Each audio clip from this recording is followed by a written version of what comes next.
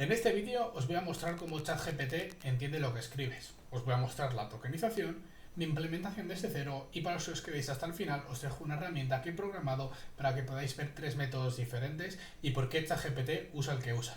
¡Empezamos! Bueno, una vez ya metido en código, os voy a explicar lo primero de todo, qué es realmente un token.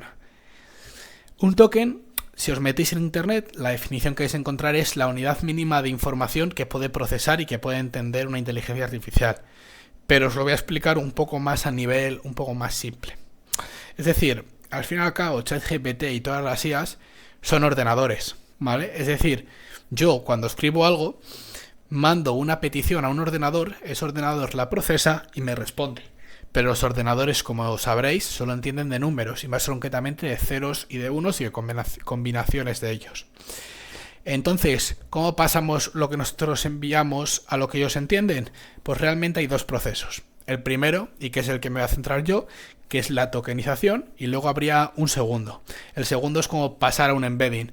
Simplemente es un mapeo de ese token a otro valor, ¿vale? Más concretamente a un conjunto de valores. Un ejemplo muy bueno me parece, por ejemplo, cuando te subían a la universidad las notas con tu DNI.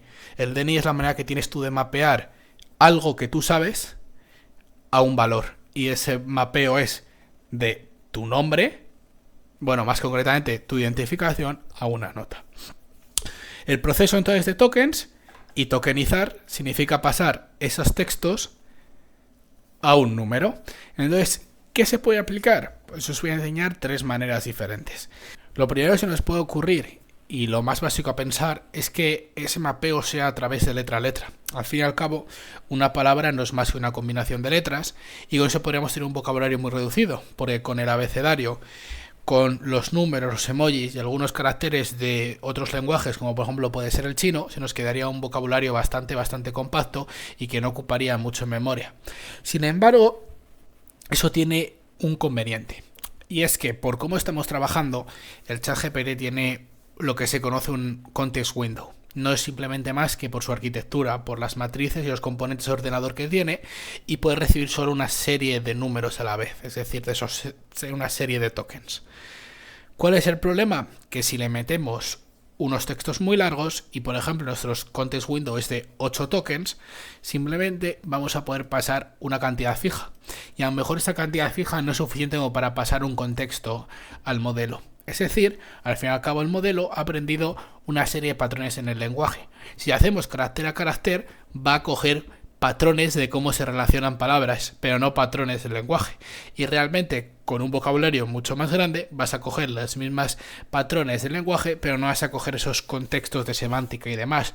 Además, que vas a mapear de forma a lo mejor muy diversa palabras que son muy parecidas. Por ejemplo, alto, alta, altos y altas. Van a tener mapeos muy diferentes, van a tener una parte que sí que es cierto que es igual, pero luego otra completamente diferente, cuando realmente son palabras muy próximas. Entonces no va a entender de semántica, no va a entender de contextos de palabras y a lo mejor al meterle una palabra larga no va a entender todo el contexto. Entonces, ¿qué quiero decir? Hay dos palabras que son muy largas y son muy parecidas en un cacho, pero luego difieren al fin y al cabo del sufijo final. ¿Qué pasa si yo le meto en todo el contexto la raíz que es igual y luego lo que difieren? No saber predecir una cosa u otra porque no tiene contexto. Sin embargo, si yo le puedo meter algo que me haga entender que en la frase me tomo un café porque tengo frío, si le meto la frase entera de me tomo un café porque tengo, lo va a entender mucho más fácil. Entonces, como veis, aquí esto es lo que pasa. Le estoy metiendo estos mapeos, ¿vale? Y está yendo carácter a carácter. Sin embargo, nos da un texto muy grande. Otra cosa que os puede ocurrir es que si no metemos todo el vocabulario, vamos a tener problemas de que a veces no va a entender bien cosas lo que pasa, que es este error que tenéis. Se puede solventar bastante sencillo y es simplemente metiendo un carácter que se llama un token especial, se llama unknown. Para que sepáis, el ChatGPT tiene algunos tokens especiales. Por ejemplo, especialmente uno que se llama end of text, que te sirve separar entre dos contextos. Imaginad que hay un texto que está hablando de política y otro que está hablando sobre el tiempo. Entonces, si no mete ese carácter de end of text, el GPT, que para que sepáis está entrenado para predecir el siguiente token más probable, al no tener contexto de que son diferentes textos, va a intentar predecir el tiempo sabiendo de política, lo cual no tiene ningún tipo de sentido. Entonces, Para casos que no hubiésemos metido, porque puede haber nuevos caracteres, nuevos números, nuevos emojis, se mete este token que se conoce como unknown. ¿Cuál es el problema? Te evitas el error, pero no sabes mapear de vuelta. Al fin y al cabo, si yo mapeo 5 cosas como a una, si 5 DNIs tienen una diferente nota, yo qué nota voy a saber si es la primera, la segunda, la tercera. Entonces, por eso es que no es muy viable. Sin embargo, os tenéis que quedar que no es viable más que nada por lo ineficiente que es el mapear carácter a carácter, porque al fin y al cabo, una palabra de 5 letras o de 4 letras va a tener 4 o 5 tokens correspondientemente, por lo que textos muy grandes van a suponer mucho coste computacional y van a tener contextos muy limitados, ya que muchas veces una palabra que sea un poco larga se va a llevar todo el contexto y no va a poder predecir con calidad.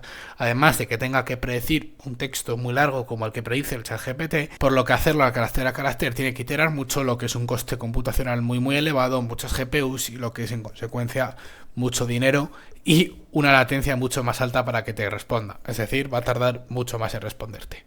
El segundo caso que es lógico pensar es, si no voy letra a letra, pues voy palabra a palabra. Esto solventa el primer de nuestros problemas, que era, vale, ya no voy a tener un coste computacional muy grande al ir letra a letra, ni voy a tener unos contextos muy grandes. Pero aparecen dos problemas principales. El primero es que texto no va a ser igual que si yo ahora escribo y pongo sin querer texto, tuxto, es decir, si yo me equivoco en una sola letra va a generar un token nuevo, es decir, vamos a tener un vocabulario súper grande. ¿Cuál es el problema? Que voy a tener que almacenar mucha memoria solo para ese vocabulario y luego cada vez que quiera mapear el embedding que os dije voy a tener que ir uno por uno, lo cual es ineficiente. Y el segundo problema que aparece es el mismo que teníamos antes. Palabras como alto, alta, altos y altas se van a mapear con tokens muy diferentes.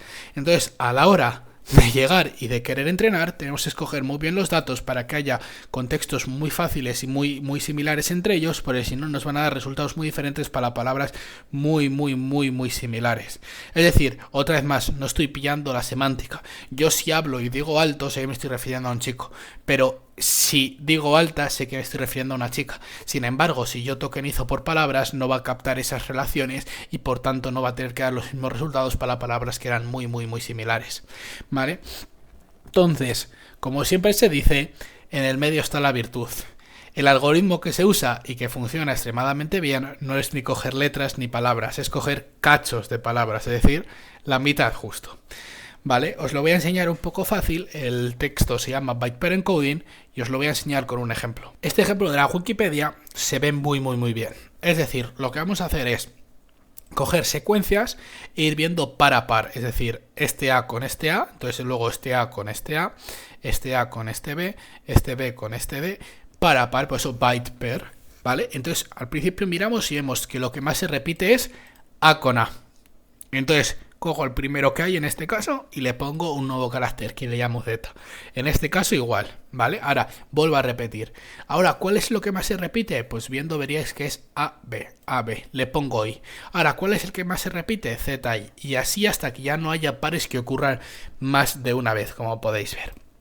Es decir, la gracia está en ir mirando secuencias de caracteres que son consecutivas y la que más se repite mapear a un nuevo token, a una nueva palabra. Ahora os lo voy a enseñar un poco en código y os voy a hablar un poco más a fondo. Bueno, ahora una vez de vuelta os voy a explicar un poco los bytes. Al fin y al cabo es la unidad mínima de memoria, no me voy a meter mucho en ello, pero todas las letras y todos los números tienen un mapeo a un cierto número de memoria, a veces combinación de unos cuantos o demás. Entonces pues el algoritmo se llama byte per, porque voy a pasar esas letras a unos números y lo que voy a mirar en vez de esa A que veáis eran pares de números. Entonces siempre el máximo lo mapearé a un nuevo token. Como realmente el estándar es el UTF-8, es decir, se usan 8 bytes para representar las cosas, tenemos que 2 a la 8, al ser una combinación de ceros y unos, tenemos 256 números. Python, a empezar en 0, va de 0 a 255. ¿Qué quiero decir? Que para poder hacer un merge, para poder juntar las cosas, empiezo con 256, que es el byte que no va a representar, o el número que no va a representar a nada. ¿Vale? Entonces con esto ocurre bastante fácil, de bastante manera automática, el encoding y el decoding. Es decir, lo que voy a hacer es entrenar con una cantidad muy grande de datos, voy a ver qué números están muy similares, cojo el más similar y le añado un nuevo número, es decir, de 256 para arriba. Y luego al siguiente par de 257, el 258. ¿Por qué se hace así de forma incremental? Porque luego veremos que números que acabamos de hacer, como el 256 y el 259, le vamos añadiendo una cosa nueva. Entonces, al tener registro, siempre puedo pasar de una cosa u otra. Puedo pasar de texto a números, simplemente paso ese texto a números de 0 a 255, que es lo que entiende el ordenador, y luego esas combinaciones de 0, pues por ejemplo el 3 con el 8, el 8 con el 20, las vamos pasando a estos números a partir de los que ya no entiende el ordenador, ese de 256 para arriba. Así vamos a tener un vocabulario al tamaño que queramos y que va a captar bien las naturalezas del lenguaje. ¿Por qué? Porque ahora mismo va a ver y va a entender que ALT en alto, alta, altos y altas se repite mucho, entonces lo va a coger como un token. Y luego la O va a entender que es un sufijo y va a conseguir enlazarlo con muchas cosas. Entonces va a ver, siempre que hay en un caso se mete la O, hay otras cosas como el, como los chicos, por ejemplo, esa O, y en el caso de que sea chica está ella, está las, entonces va entendiendo esas características por cómo parte el lenguaje. ¿Vale? Entonces aquí tenéis un poco lo que os comentaba del decode y del encode, no hay que entender mucho, pero para que sepáis, decode es pasar de números a texto, entonces simplemente tengo que pasar al diccionario que entiende el ordenador, es decir, si tengo un 257, entender que tengo que pasar a la combinación que implica, pues si es 32 y 80, pasar a eso, y una vez todo entiende el ordenador ya puedo pasar a texto. Y con el texto, pues lo que se acaba de decir, a número y luego combinaciones de esos números, ¿vale? Entonces la idea es pasar al diccionario básico, que son los bytes, y por eso es de byte per encoding. Espero que con esto haya quedado bastante claro. Ahora os voy a enseñar el tokenizador de ChatGPT para que lo veáis y finalmente ya os dejo con mi herramienta para que veáis los diferentes tiempos de cómputo y problemas que hay entre ellas. Entonces, este ejemplo sirve muy bien para ver las cosas, porque como no se pillan ni palabras ni letras, se ven muy bien. Es decir, por ejemplo, vemos como una misma palabra escrita de diferentes maneras las pilla de formas diferentes. ¿Por qué? Pues porque en su entrenamiento, todo repito, depende de cómo se haya entrenado y eso GPT-2, GPT-3, GPT-4 nunca ha salido a la luz, entonces no podemos replicarlo, siempre lo coge de una manera u otra. Por ejemplo aquí esto lo coge diferente, así lo coge aquí, ¿vale? Luego lo que os quería enseñar, por ejemplo, que es el tokenizador de GPT-4, funciona bastante bien. Sin embargo, ahora os voy a enseñar el del 3 y veréis la diferencia. Texto en chino lo pilla bien, textos, caracteres y emojis los pilla también bien. Es decir, por ejemplo, una de las cosas principales, pilla muy bien los espacios, que es uno de los motivos que veremos ahora por lo que en otros GPTs no funcionaba tan bien. Pero bueno, como veis, sobre todo lo que quería que vierais es que diferentes separadores, por ejemplo con el i lo pilla aquí, pero con este lo pilla así, porque es como ha sido aprendido. Estadísticamente es lo que se repite mucho en los textos, ¿vale? Y ahora es lo que os quería enseñar aquí. Como veis, aquí por ejemplo, lo coge de otra manera. Esto lo coge all cuando en este caso era hola, es decir, ha cambiado. Y por ejemplo, lo que os quería ver es texto en chino. Como veis en este ya ni lo mapea, en el resto antes sí que lo mapeaba. ¿Cuál es la cosa y cuál es el tema? Que está cogiendo carácter por carácter. Entonces nos pasa el mismo problema que veíamos en el primer tokenizador. Por ejemplo, aquí en el código de Python, donde aquí antes estos tres eran un solo token, aquí eran tres diferentes. Y es por eso mismo que también antes el GPT no era tan bueno en programar. Porque, por ejemplo, un lenguaje como Python, que los bloques de código los escribe con espacios, no los llegaba a pillar. Entonces se comía todo el context window del espacio y simplemente pensaba como que estaba hablando con un mudo. Entonces esto es la diferencia. No sé si habéis visto el número, pero ha pasado de unos 410 a unos 250, ¿vale? Te os dejo esta página para que juguéis, pero bueno, era un poco que lo que quería que lo que vierais. Y recordad, el problema está más que en el algoritmo, que también, ¿vale? En el entrenamiento que se ha hecho. Antes ChatGPT-2 y ChatGPT-3 sobre todo tenía mucho texto en inglés. Estaba hecho para que respondiera en inglés, no para que hiciera tantas cosas como ahora. Entonces no tenía texto en chino, por lo que no pillaba. No tenía texto en japonés, por lo que no pillaba.